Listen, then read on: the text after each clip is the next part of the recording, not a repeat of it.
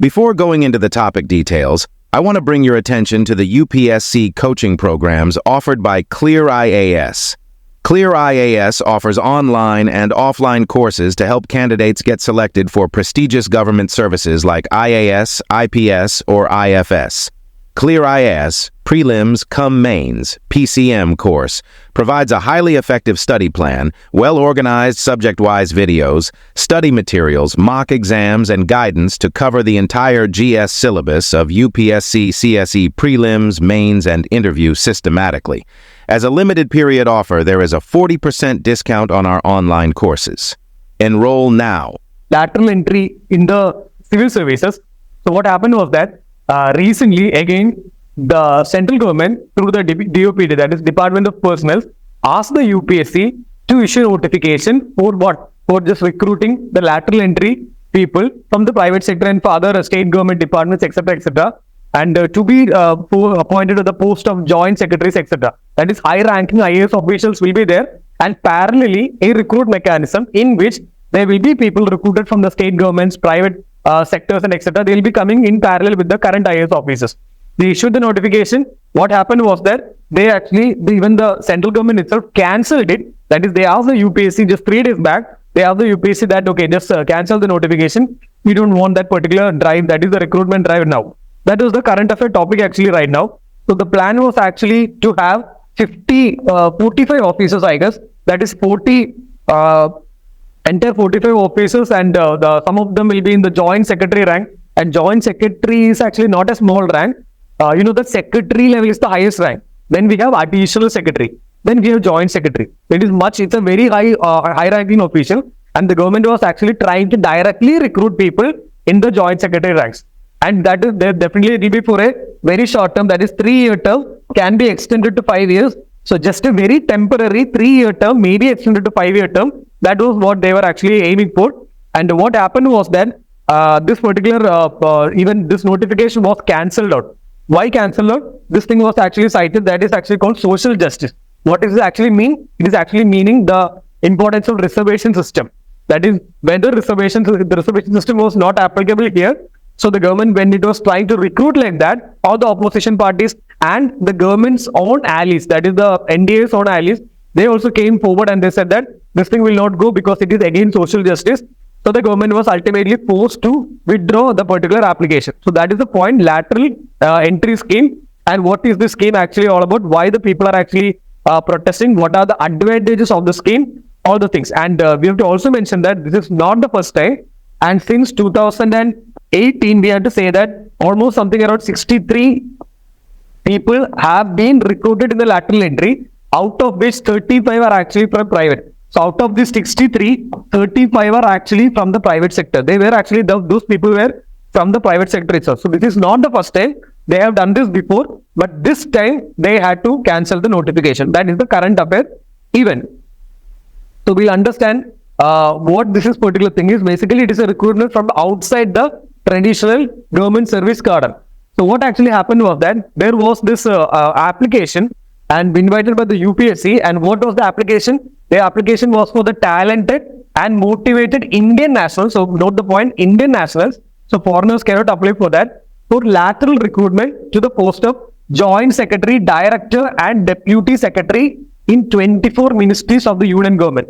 So the central government need a level of type of IAS officers. They were in short of that one point, and they were some expert people. So they actually invited the application.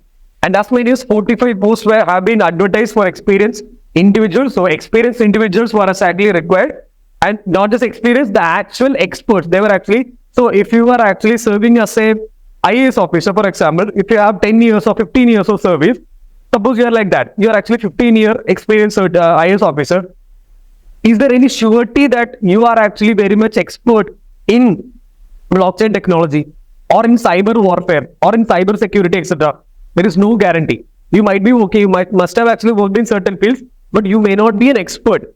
So that is the point. They need experienced people, but with expertise. That is the point. So individuals from the state and UT governments and certain research institutes, public sector undertakings, universities, and private sector. That is the keyword here, from the private sector. So they're actually asking for application experience from the experienced people from different state governments, from different other public sector government companies itself, from different universities, research institutes, IITs, etc., plus private sector. So if you are actually working in the private sector, if you are actually having an expertise in certain skill set, etc., then you can actually apply for that. The last thing is that the advertisement was also stated that the person with benchmark disabilities, they can also apply for it. So when we talk about certain quotas or reservation, it was said that person with benchmark disabilities, they can actually also apply for this thing, but no caste-based and other reservation was actually allowed in this application. So that was the thing that actually was happened. And whose brainchild was this? Who was actually who initiated this particular thing? It was actually first initiated by not just the first time. In the 2017, the Niti Aayog was there, and what happened was that the Niti Aayog had actually a group of committees and all, and they actually recommended the hiring, that is external domain experts. That is, if there are experts in certain fields, let's get them. Domain experts for central government positions to address critical gaps. Note that not for the state government, central government only. For the government of India purposes, the Niti Aayog actually recommended. But it is not the Niti Aayog which initiated the particular idea. Who initiated idea? The concept for this particular recruitment was initially proposed by the UPA 1, not the UPA 2, in the UPA 1 times. The idea actually came, and also in 2005, there was this second ARC, that is Administrative Reforms Commission. So in the Administrative Reforms Commission in 2005, during the UPA 1 times, which was headed by Mr. Veerappa Moily, and that particular Administrative Reform Commission actually suggested recruiting experts for specialist roles. So it is actually during UPA 1, this idea actually came, and then actually in 2017, media and the secretaries, they came together, they studied the matter, finally recommended that yes, they can go ahead, with this, and they actually recruited some 63 people also in 2018. So that is the particular thing, and it was in 2018 for the first time they actually was recruited. So no government can actually blame each other. If the initial UPA 1 government one's idea was wrong, why they implemented it? And if they implemented it, why they are actually blaming for it? So two parties cannot blame each other. They both were actually in support of this thing. That is the point which we have to raise. The next thing is actually about the particular thing, what this particular exercise, lateral entry, aims to do. So its main aim is to bring new expertise, we just mentioned new expertise ideas to the traditionally career-focused bureaucrats. So career-focused means we all are, must be almost be going in, focusing on your future must be career bureaucrat. That is, you write the exam, you become an IAS officer, for example, you become an assistant collector after the training, and then you complete the training, and then you become the, the sub-collector actually, that is the first posting, and then again, finally you become, head different institutions, you become the collector, then again you go ahead different other institutions, you become joint secretary, additional secretary, maybe chief secretary, cabinet secretary, it goes through like that. That is what is called as a career bureaucrat. That is your career. If you are in the Indian Foreign Service, just like that, you must be working in certain other countries, you will be learning new languages, you will work in the United Nations, finally you will retire as some kind of foreign secretary or something like that. Career bureaucrat, that is the point here. So instead of that career bureaucrats, they want to infuse fresh talent from the other sectors. That is the particular concept is. An initial 3 years and could be extended to 5 years. We already mentioned about that. And then next thing, the highest position currently available for this particular entry is the joint secretary level. So we mentioned that joint secretary is not a small level. It is the third highest level, secretary, additional secretary, joint secretary. So each of these statements can be made into a question. UPSC can create a question. The lateral entry service is actually lateral entry scheme. Through the lateral entry scheme, you can actually apply for even the secretary positions. No, only till the joint secretary position. Third thing, last thing, recently UPSC advertisements seek experts in the fields like emerging technologies and cyber security. So in the 2024, they issued this particular notification, which was actually cancelled 3 days later. And this particular last week's notification actually mentions emerging technologies and cyber security. So they need people who are actually skilled in that particular domain. In the current system of all the cryptocurrencies, blockchains, artificial intelligence, machine language, Internet of Things, all the things are actually happening, cyber warfare. So they need people who are skilled at that. That is why they issue the notification. but they had to cancel the particular notification. And why this opposition is actually criticizing is because of the reservation system, because there is no quotas or reservation in this thing. Like I said, even the India allies were actually criticizing this particular thing. So what is the particular point here? Does this exam actually affect the UPSC procedure? You all are actually going to write the exam. So what if you are going to write the exam for some 100 posts, but suddenly government is actually saying that, okay, only some posts are actually for you, but other posts will be reserved for lateral entry. The private people can actually come for. Will you agree to that? You are actually going to write the exam. But the point is, it is actually a misconception. That is the myth buster. That is, it is actually misconception. The first thing is that none of your vacancies will be taken away. It is actually not that. This will be an additional recruitment. That is the point here. And certain, even the IAS officers were in support of the particular thing. For example, ma'am is actually Smita Sabarwal. Smita Sabarwal ma'am is actually in the Telangana state. She is actually in the Telangana State Finance Commission. This was a tweet actually. And she was in support of the particular thing, that is lateral entry. And she was very disappointed because the thing was actually withdrawn. So that is the tweet which was, she's a fabulous officer. She does a lot of works in the Telangana state also, and regarding the rural development and the Panchayati Raj system and all these things. So she herself actually said two things, for example, two recommendations. For example, the first thing is after 15 years, when you become the IAS officers, there should be an assessment whether you are actually good officer or if you are underperformer. And it is a dark reality that not all officers are actually extremely efficient or good. There are certain people who are actually just going for the sake of the money, for the pain, for the job, etc. We understood that during the Pooja Khetkar issue. There was actually Pooja Khetkar who was an IAS officer, the assistant collector, and she was extremely arrogant, we can say that she was a criminal in that particular aspect because she was faking and forging her documents, etc., etc. There were many other people who was actually resigned, or they were actually thrown out of the IAS because they were actually not good for the service. They actually only wanted fame and other things. So there is something like that. It is not a completely foolproof system. And ma'am was also suggesting in that particular thing that the underperformers, they should be assessed after 15 years of service and then be retired or replaced. That is one situation this she said. And the second thing is that the career bureaucrats, like her, she's a career bureaucrat. She wants to serve the government and she would retire like that. So the career bureaucrats must be allowed to choose a specific domains. So after something like a 10-15 years, every like our engineering, so maybe in the first year we study everything. So when the S3 or the semester 3 starts, when we start the real engineering, that is, if you are actually in the computer science, you'll go like that. If you are in the mechanical engineering, go like that. So be specific after the second year, once the second year starts. So just like that, after a few years of service, common service, like being a collector, something like that, then specific domain training should be there after the 10th year, and in service advanced training should be there so that they will be equipped. And then in what all domains, for example, health, for example, education, for example, infrastructure, urban, etc. And for the rest of the career, they will be focused on that only. They will be posted in that particular field only.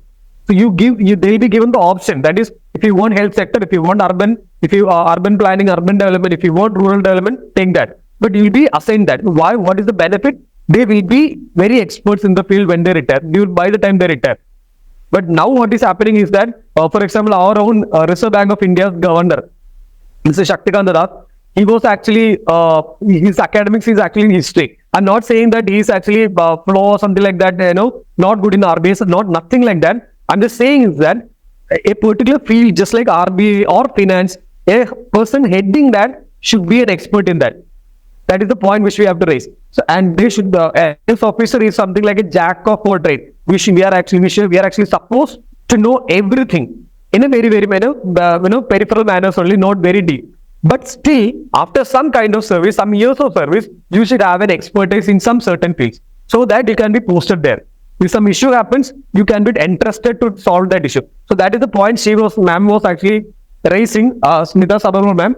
And we can also include these kind of points in your answers if at all some kind of reform kind of questions actually come.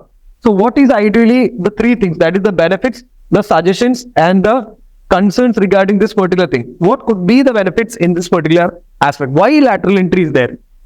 You already mentioned some of the things. Any other words? One thing is actually the specialization, or you can say the expertise. So the special skills can come, the expertise will be there. That is one very important point, the specialization.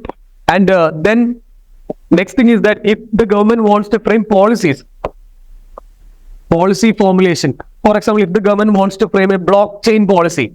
So if I go there, I know that the policy document will be utterly flawed. Why? Because I may not be an expert in that. So what if while during policy formulation, one person can come from the private sector who can actually help the government create a policy like that. So that will be very much good. That is the point here.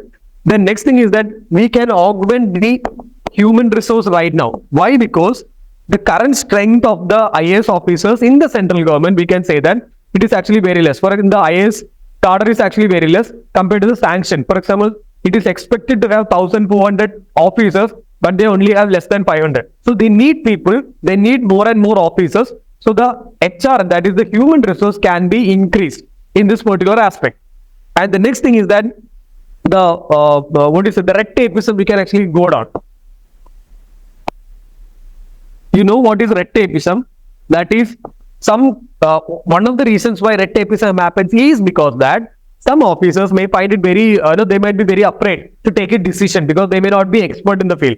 But what if an expert comes in the field and they see the document? Okay, they can take decisions very easily, quickly, efficiently, so that decisions will be coming in a speedy manner. So that thing that is called the red tapeism may come down. That is one another advantage we can actually say. And to an extent, we can say that it may promote what is known as innovations.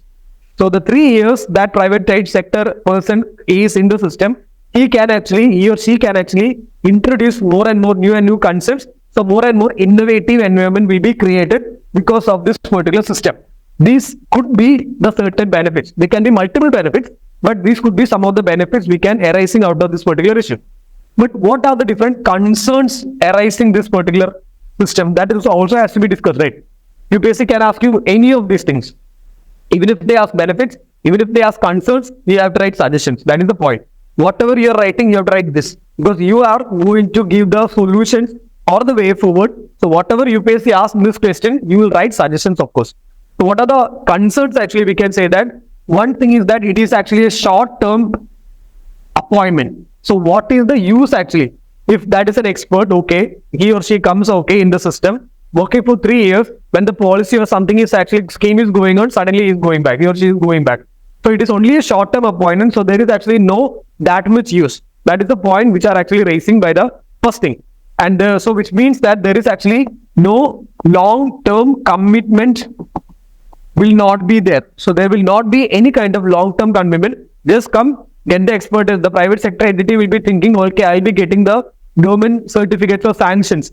So we'll come, that recognition will be there. So come there, 3 years of work, then go back. So there is no long-term commitment. That is actually one concern we have to understand. So ultimately the problem is about the loyalty. So if you are a career bureaucrat, if you are a proper IAS officer, you will be having the loyalty towards the government, towards the people. But what if as entirely different people from the entirely different entity come?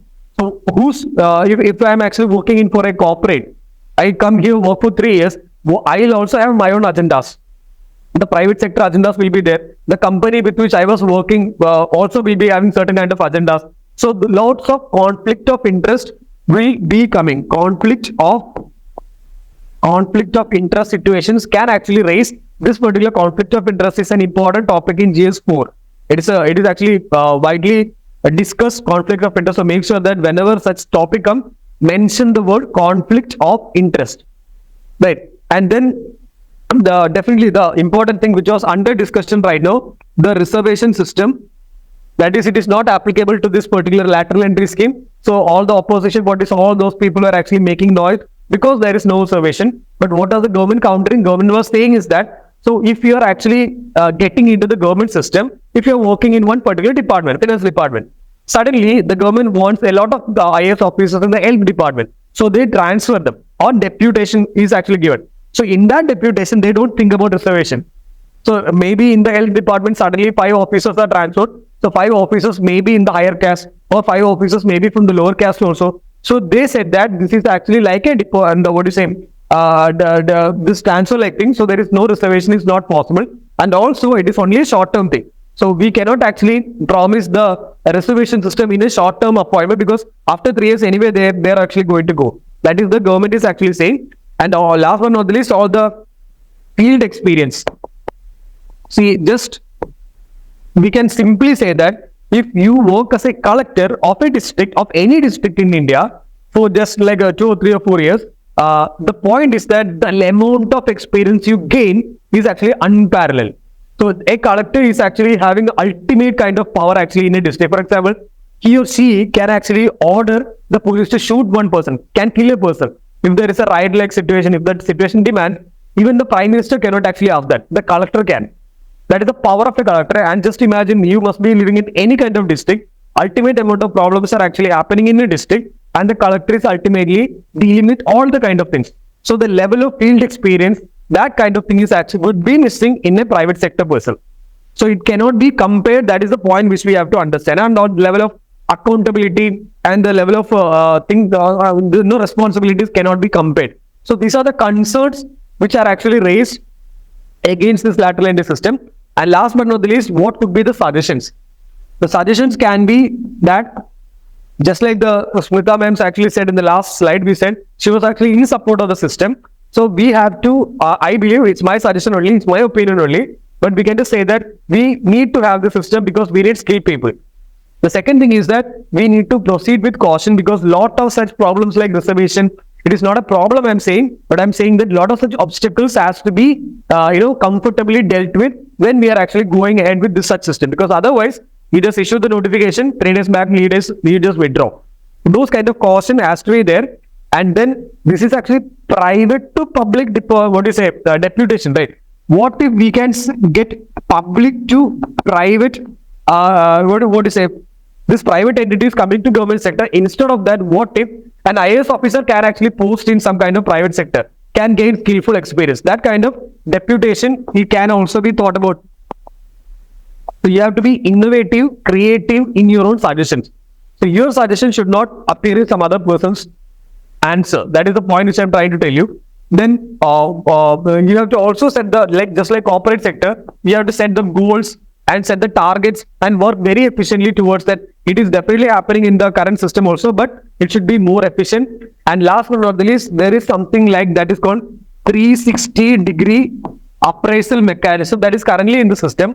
It was actually introduced in 2015 in the government sector. So different kinds of aspects will be compared of an officer, and then they will be given promotions and other benefits.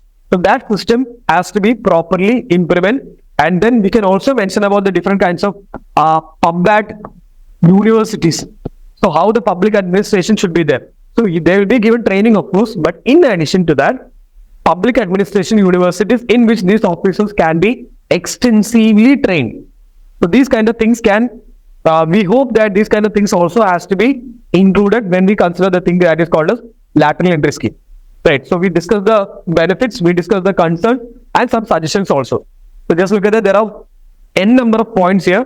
So whatever the question is, if they are asked the benefits, write the benefits, but write this kind of suggestions also. If they ask the concerns also, write the concern, but don't stop it there, write the suggestions also. So this kind of thing, then only you have a comprehensive answer.